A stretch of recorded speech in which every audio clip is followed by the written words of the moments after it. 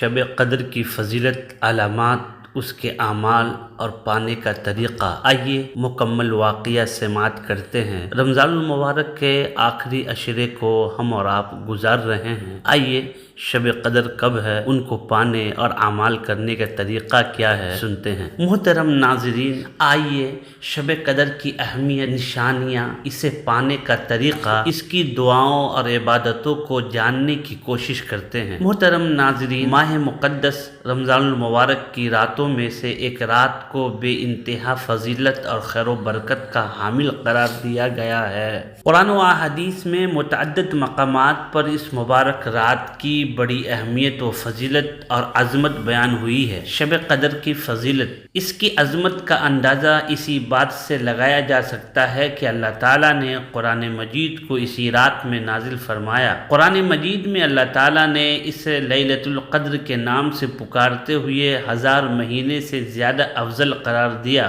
حساب لگایا جائے تو 1000 مہینہ 83 سال 4 مہینوں پر مشتمل ہوتا ہے۔ یہ عرصہ کسی انسان کی پوری زندگی کے برابر ہے۔ اگر کسی نے شب قدر کی پوری رات عبادات میں گزار دی تو سمجھے کہ اس نے پوری زندگی عبادت میں گزار دی، اسے 83 سال اور 4 مہینے تک عبادت کرنے کا اجر ملے گا، بلکہ اللہ تعالیٰ چاہے تو اس سے بھی زیادہ عطا کر سکتا ہے۔ شب قدر واحد ایسی عظیم رات ہے جس کا قرآن میں 1 سے زیادہ مقامات پر براہ راست تذکرہ کیا گیا ہے۔ قرآن مجید میں شب قدر کا ذکر، اعوذ باللہ من الشیطان الرجیم، بسم اللہ الرحمن الرحیم، انا انزلناه فی لیلۃ القدر وما ادراک ما لیلۃ القدر، لیلۃ القدر خیر من 1000 شہر، تنزل الملائکہ والروح فیہا باذن ربہم من کل امر، سلام ہی حتی مطلع الفجر۔ ترجمہ، بلا شبہ ہم نے اس قرآن کو شب قدر میں نازل کیا ہے، اور تم کیا جانو کہ شب قدر کیا ہے۔ شب قدر 1000 مہینوں سے زیادہ بہتر ہے۔ فرشتے اور روح اس میں اپنے رب کے اذن سے ہر حکم لے کر اترتے ہیں۔ وہ رات سراسر سلامتی ہے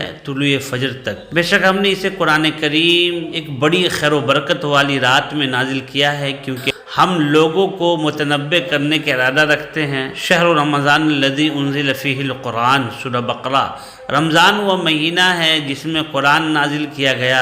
مذکورہ بالا آیات سے یہ بات واضح ہو جاتی ہے کہ قرآن شب قدر میں نازل ہوا۔ سورہ بقرہ آیت نمبر 158 اس بات کا اعلان کرتی ہے قرآن رمضان میں نازل کیا گیا۔ اس سے یہ بات مکمل طور پہ ثابت ہو جاتی ہے شب قدر رمضان المبارک کی ہی ایک رات ہے۔ شب قدر میں قرآن کے نزول کی تفسیر 2 طرح سے بیان کی گئی ہے۔ بعض مفسرین نے اسے غار حرا میں رسول اللہ صلی اللہ علیہ وسلم پر قرآن کی ابتدائی آیات کا نزول قرار دیا، جبکہ کچھ مفسرین کے مطابق اس سے مراد مکمل قرآن پاک کو لوح محفوظ سے آسمانی دنیا کی طرف اتارے جانے سے ہیں۔ احادیث میں شب قدر کی فضیلت، حضرت مالک بن انس رضی اللہ تعالی عنہ فرماتے ہیں کہ رسول اللہ صلی اللہ علیہ وسلم کو ساری مخلوق کی عمریں دکھائی گئی۔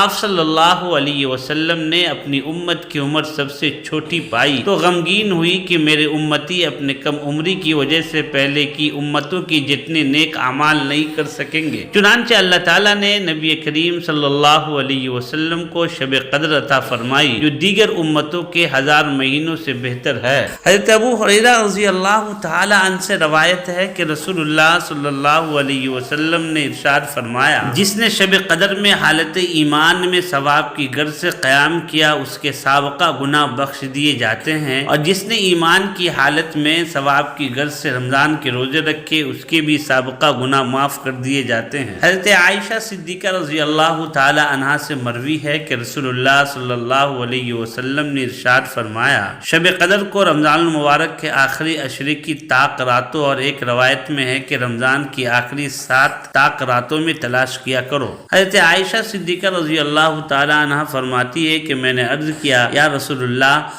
بتائیے اگر مجھے شب قدر معلوم ہو جائے تو میں اس میں کیا دعا مانگوں؟ آپ صلی اللہ علیہ وسلم نے فرمایا، تم کہو اللہم انک عفو کریم تحب العفو فاعف عنی، یا اللہ تو معاف کرنے والا کریم ہے، معاف کرنے کو پسند فرماتا ہے، تو مجھے معاف کر دے۔ حضرت عبداللہ ابن عباس رضی اللہ تعالیٰ عنہ سے روایت ہے کہ اللہ تعالیٰ کے رسول صلی اللہ علیہ وسلم نے ارشاد فرمایا، اس رات کو رمضان المبارک کے آخری عشرے میں باقی رہنے والی راتوں میں سے 9ویں، 7ویں، 5ویں رات میں تلاش کرو۔ شب قدر کا مفہوم، امام زہری سے شب قدر کا مفہوم بتاتے ہوئے فرماتے ہیں کہ اس رات کی عظمت، اس کے مرتبہ اور شرف کی وجہ اس کا نام شب قدر رکھا گیا۔ قدر کا معنی مرتبہ کا ہوتا ہے، چونکہ یہ رات دیگر راتوں کے مقابلے میں شرف و مرتبہ کے اعتبار سے بلند ہے، اس لیے اسے لیلۃ القدر بھی کہا جاتا ہے۔ شب قدر کو پانے کا طریقہ، قرآن و احادیث میں شب قدر کا حتمی تعین نہیں کیا گیا ہے۔ قرآن کریم سے صرف اتنا پتہ چلتا ہے کہ شب قدر رمضان کی راتوں میں سے ایک رات ہے۔ شب قدر کے متعلق اکثر احادیث میں یہ وضاحت بھی ملتی ہے۔ شب قدر رمضان کے آخری عشرے کی طاق راتوں میں واقع ہوتی ہے، جیسا کہ حضرت عائشہ کی روایت میں حکم ہوا ہے کہ لیلۃ القدر کو رمضان کے آخری عشرے کی طاق راتوں میں تلاش کرو۔ طاق راتوں سے مراد رمضان کی 21، 23، 25، 27، 29ویں رات ہے۔ اس لیے مسلمانوں کو چاہیے کہ وہ رمضان المبارک کے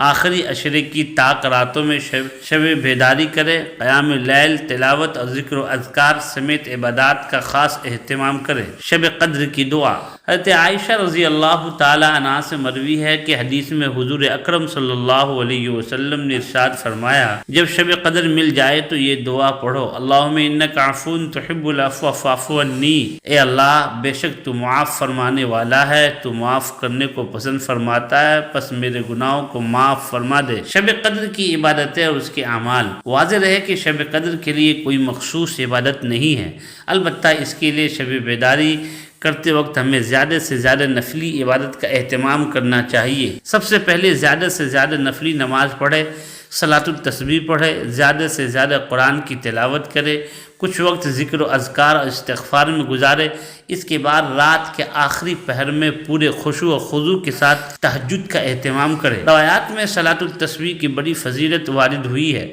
بزرگوں نے ہر بروز جمعہ، شب قدر اور شب برات کے موقع پر اس کا خاص اہتمام کرنے کی تلقین کی۔ صلاۃ التسبیح پڑھنے کا طریقہ آپ لوگ مکمل اس سے پہلے بھی سن چکے ہیں اور ہمارے چینل پہ سنتے ہی رہتے ہیں، آپ لوگ ضرور کمنٹ کریں تو انشاءاللہ ہم صلاۃ التسبیح کے بارے میں بھی عرض کریں گے۔ تو ناظرین، رمضان المبارک کا آخری عشرہ ہم اور آپ گزار رہے ہیں، اسی طاق راتوں میں شب قدر کو ہمیں اور آپ کو تلاش کرنی چاہیے۔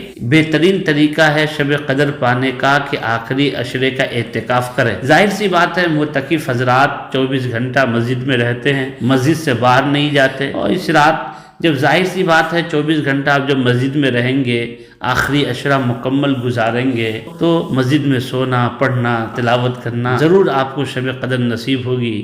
اسی لیے طریقہ یہی ہے کہ اعتکاف کی جائے۔ تو ناظرین، آپ ضرور کمنٹ کریں اور بتائیں ہماری یہ ویڈیو آپ کو کیسی لگی۔ چینل پہ نئے ہیں تو چینل کو سبسکرائب کریں، شیئر کریں، کمنٹ کریں، اس طرح کا ویڈیو لے کر آتا ہی رہتا ہوں۔ اور دعا بھی کریں، جو لوگ بیمار ہے، پریشان حال ہے، اللہ ان کی بیماری پریشانی کو دور فرمائے۔ رمضان المبارک میں کثرت کے ساتھ دعا کرنی چاہیے، اپنے لیے بھی، امت کے لیے بھی، اور خصوصی طور پہ اپنے دیش ہندوستان کے لیے دعا کریں۔